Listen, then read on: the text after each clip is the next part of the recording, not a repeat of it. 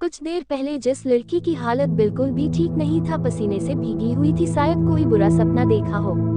लेकिन जैसे ही कपड़े और बाकी सामान के बारे में सुना तो उसकी तबीयत बिल्कुल ठीक हो गई। दोनों ही हैरानी से आलिया को देख रही थी। वही आलिया के बैग के नीचे अंधेरे में दो सब वजह आंखें चमक रही थी। अब आगे कुछ ही वक्त में आलिया तैयार होकर वॉशरूम से आ गई। फिर आलिया, साहिला और आमिना तीनों ही कमरे से बाहर चली गई। लेकिन वो सफेद बिल्ला अभी भी आलिया के बेड के नीचे बैठा हुआ था और अपनी सबज गहरी नजरों से जाते हुए आलिया को देख रहा था। वही नीचे सारी औरतें बैठ के शादी के कपड़े देख रहे थे, इसलिए आलिया, साहिला और आमिना भी खुशी खुशी जाकर अपने लिए कपड़े देखने लगी। तभी नूरी ने आलिया को देखते हुए पूछा, बेटा अब तुम्हारी तबीयत कैसी लग रही है? ये सुन के आलिया ने जल्दी से कहा, हाँ माँ, मैं बिल्कुल ठीक हूँ, मुझे क्या होना था। वहीं पर कासिम की माँ और दो बहनें भी बैठी हुई थी। वो तीनों भी अपने लिए कपड़ा देख रही थी, लेकिन उन तीनों की नजरें तो आलिया पर टिकी हुई थी, क्योंकि कल ही कासिम ने अपने घर वालों को बता दिया था कि उसे आलिया पसंद है और वो चाहता था कि आलिया के साथ उसकी रिश्ते की बात चलाया जाए। वैसे तैयबा को भी आलिया बहुत पसंद थी, इसलिए कासिम के घर वालों को भी आलिया से कोई परेशानी नहीं थी। वो भी चाहते थे कि आलिया जैसी ही लड़की उनके घर की बहू बने। कुछ ही वक्त में सबने अपने अपने लिए कपड़े देख लिए। कपड़े को मैचिंग करता हुआ ज्वेलरी भी सबने ले लिया था। उसके बाद सभी अपने अपने कमरे में आ गई। आलिया भी अपने कमरे में आकर अपने छूने कपड़ों को अलमीरा में रख के सोने चली गई। बेड पर लेट के आलिया वो सब याद करने लगी जो कुछ उसने आज किया था दिन भर में। अचानक से आलिया को याद आया उस सपने के बारे में। उस वक्त साहिला और आमिना की आ जाने से आलिया उस सपने को तो पूरी तरह से भूल ही गई थी, लेकिन अब उसे वो सपना याद आ रहा था। तभी आलिया को याद आया उस आदमी का नाम। आलिया ने धीमी आवाज में उस आदमी का नाम लिया, हामिद। जैसे ही आलिया ने उस नाम को लिया, वैसे ही उस पूरे कमरे में एक दिलकश खुशबू चारों तरफ फैल गई। वही आलिया अपने ही ख्यालों में गुम थी। वो सोच रही थी उस आदमी ने उसे आखिरी बार क्या कहा था। आलिया को जैसे ही उसके शब्द याद आए, आलिया आप मेरी हो, मैं हरगिज बर्दाश्त नहीं करूंगा अगर आपको कोई देखे या फिर आप किसी को देखे। ये सब याद आते ही आलिया एक झटके में अपने बेड पर बैठ गई और कहने लगी, बड़ा ही अजीब सपना था। मैंने तो उस लड़के को कभी हकीकत में अपने सामने देखा तक नहीं है, फिर भी वो कह रहा था कि मैं उसकी हूँ। क्या मजाक है? और वो कासिम का भी नाम ले रहा था, आखिर कैसे? नहीं, ये बिल्कुल भी सच नहीं हो सकता है। ये सब मैं सपने में देख रही थी, हकीकत थोड़ी ही था। फिर वो खुद के ही माथे पर मारते हुए बोली, देखो तो अब लड़के सपनों में भी आकर मुझे प्रोपोज करने लगे हैं। या अल्लाह, बताओ तो अब मैं क्या करूं? आखिर आपने मुझे इतना खूबसूरत बनाया ही क्यों है कि अब सपनों में भी लड़के मेरा पीछा नहीं छोड़ रहे हैं। आलिया उस सपने को सिर्फ एक सपना ही समझ रही थी। उसके मुताबिक ऐसा कोई लड़का असल दुनिया में नहीं था। आलिया को बिल्कुल भी अंदाजा नहीं था कि वो जिस लड़के के बारे में इस वक्त खुद से ही बातें कर रही थी, वो लड़का इस वक्त भी उसके कमरे में मौजूद था। लेकिन आलिया उस लड़के को देख नहीं पा रही थी, लेकिन वो लड़का आलिया को अपनी गहरी नजरों से देखता ही जा रहा था। उसने दिल में कहा, हाँ, अल्लाह ने आपको सच में बहुत खूबसूरत बनाया है, लेकिन आपकी खूबसूरती किसी और के लिए नहीं बल्कि आपके हामिद के लिए है, यानी मेरे लिए, सिर्फ मेरे लिए। ऐसे ही 2 दिन बीत गए थे। कासिम के घर वालों ने कासिम के लिए आलिया का हाथ नूरी और दानिश से मांग लिया था। कासिम की फैमिली भी बहुत अमीर थी, जिस वजह से नूरी और दानिश को ये रिश्ता सही लगा, इसलिए उन दोनों ने हाँ कर दी थी। लेकिन अभी उन दोनों की सिर्फ सगाई होंगी। बाद में आलिया की पढ़ाई खत्म होने के बाद उन दोनों की शादी होंगी, फिर जाके रुखसाती होंगी। इसमें कासिमी की फैमिली भी तैयार थी। इतना कुछ हो गया था, लेकिन इस बात की खबर आलिया को अभी तक नहीं हुई थी। लेकिन वहाँ हर पल आलिया के साथ मौजूद उस साई को इस बात की खबर हो गई थी। वो अंदर ही अंदर उन सब पर हंस रहा था, उनकी बेवकूफी पर, क्योंकि वो जानता था कि आलिया सिर्फ उसकी है। इस दुनिया में ऐसा कोई नहीं है जो आलिया को उससे दूर कर सके।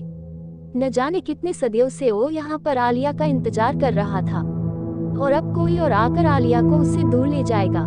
ऐसा कभी भी वो साया होने नहीं देने वाला था, क्योंकि आलिया सिर्फ उसकी थी, सिर्फ उसकी। फिर भी वो साया गुस्से में था, क्योंकि वो सब बार बार आलिया का नाम किसी दूसरे मर्द के साथ जोड़ रहे थे। ये बात उस साई को बिल्कुल भी बर्दाश्त नहीं हो रहा था। आज जैसे ही आलिया नीचे आई, सभी उसे मुस्कुराते हुए देख रहे थे। ये देख के आलिया को कुछ समझ नहीं आ रहा था कि ये सब उसको ऐसे देख के मुस्कुरा क्यों रहे हैं। तभी साहिला और आमिना दोनों ने आलिया को दूसरी तरफ ले जाते हुए कहा, बधाई हो आलिया। आलिया ये सुन के दोनों को देखते हुए बोली, बधाई किस लिए?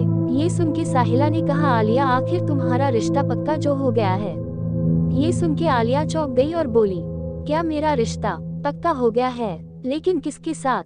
आमिना आलिया के कंधे पर हाथ रख के बोली, और किसके साथ? वही आपका हीरो कासिम के साथ। ये सुन के आलिया ने जल्दी से आमिना का हाथ अपने कंधे से हटा के कहा, क्या कासिम?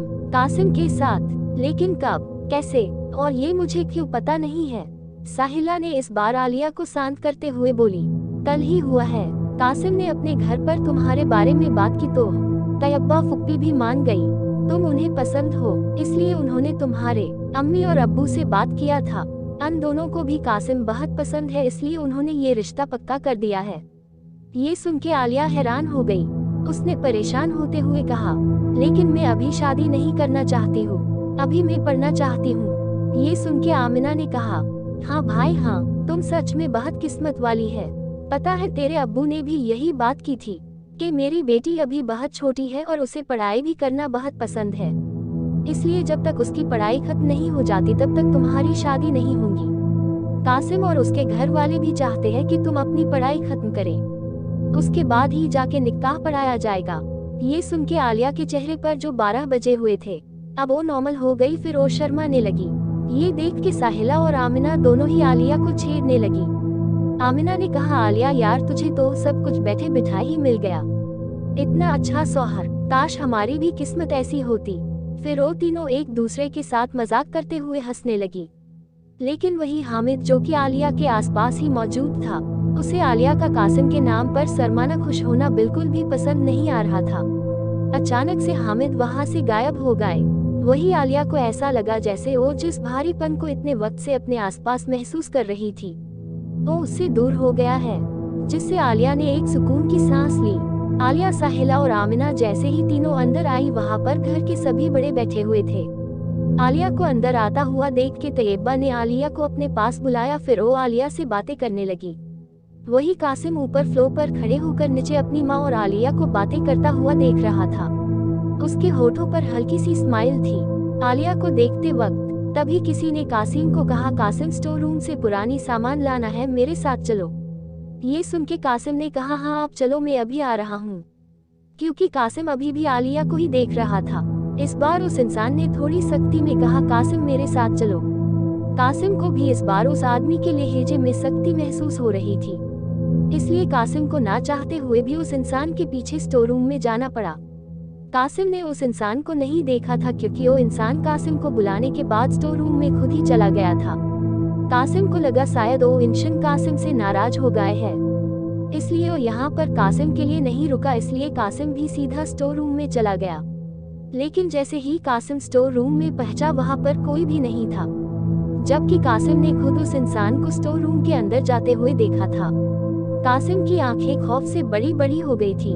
हेलो दोस्तों, रोज इसी तरह की कहानियाँ सुनने के लिए मेरे इस चैनल को सब्सक्राइब कीजिए, ताकि मैं आप सभी के लिए ऐसी कहानियाँ रोज लिख सकूं और आप सभी YouTube पर फ्री में पॉकेट FM जैसी कहानियाँ सुन सके।